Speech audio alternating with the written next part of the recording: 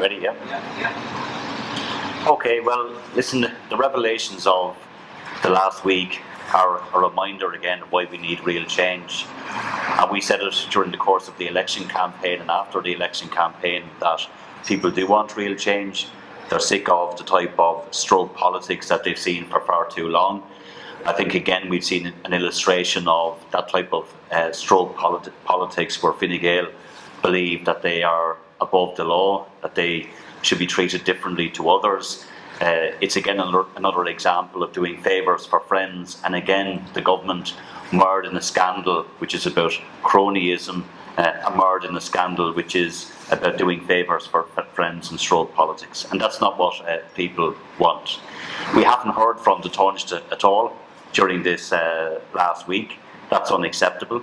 The Taoiseach is at the centre of this scandal. He needs to make a statement, in my view, today. He needs to make a statement as to why he attended the event in the Merrion Hotel. He needs to make a statement as to why we're now seeing a scrambling by government to retrospectively approve the guidelines or change the guidelines or interpret the guidelines to justify an event that took place. It's very telling that we're not hearing from any government representative. It's very telling that nobody from Fine Gael is making themselves available to the media. It's also very telling that the industry itself, the hospitality industry, were unaware of the fact that up to 200 people were permitted for a social event outdoors in a pub or restaurant or hotel. And given that they were in direct negotiations with the Taoiseach over the course of a number of weeks, I find that extraordinary. I also find it extraordinary that the government themselves believe that they were of the view that you could have an event of that scale or events of that scale up to 200 people outdoors over the course of the last number of weeks since the bank holiday weekend. So we need to hear from the Taoiseach very, very quickly. I think that his actions have undermined the government's own public health confidence, and I think that his actions again demonstrate to people that this is more stroke politics from Fine Gael, and it's a government that has been in place for too long. Fine Gael have been in power for too long, and they feel that they can just do what they like and ride out all of these storms and think that they can get away with it, and they cannot, because people do deserve something different. They want accountability and they want transparency. Rio Bravo released a statement last night and confirmed he was there, said that he was assured that he was compliant with regulation. So what more do you want to hear from him on this issue that would allay your concerns? Well, listen, I don't believe that the Taoiseach has any credibility at all. First of all, issuing statements isn't enough. So he has to make himself available to answer questions to the media. And this is the Taoiseach who was in direct negotiations over the course of the last number of weeks with the hospitality sector, and then had to phone a hotel to ascertain from the hotel as to whether the event was in line with public health guidelines.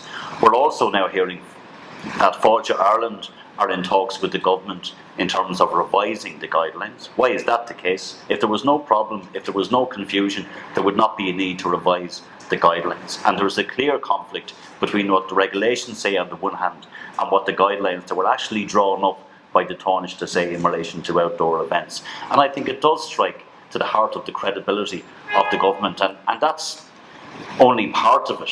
He was also at an event held by somebody who was appointed to a plum job 6 days after that event. So you had the Taoiseach hobnobbing it with somebody in the Merrion Hotel at an event that was at the very best, at least highly questionable in terms of public health.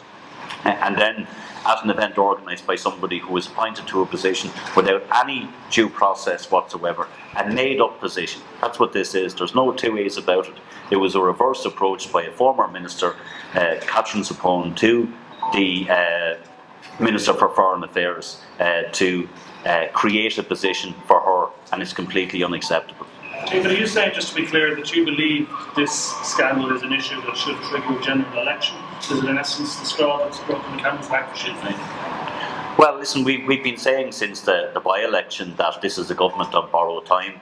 If you look at the results of the last by-election, the government vote collapsed in that constituency. I think people are fed up and sick and tired of this type of cronyism and this type of politics. And I don't believe that we're going to get any substantial change from Fine Gael or Fianna Fáil.